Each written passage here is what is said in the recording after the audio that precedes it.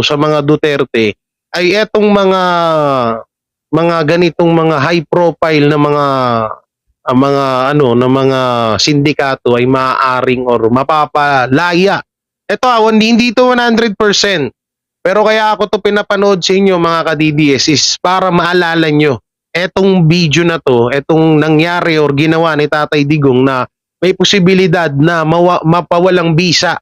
Ewan ko lang kung 100% po ito, pero antayin na lang po natin at sana manalangin tayo na wag sanang mangyari na mapakawalan yung mga high profile na mga pinakulong ni Tatay Digong nung panahon na siya ay presidente. At talagang hindi ho natin matatanggi nung panahon ni Tatay Digong na sobrang kalmado po, sobrang tahimik ng Pilipinas. Dahil talagang marami hong nagsitinuan ng mga tarantadong mga Pilipino dito sa ating bansa.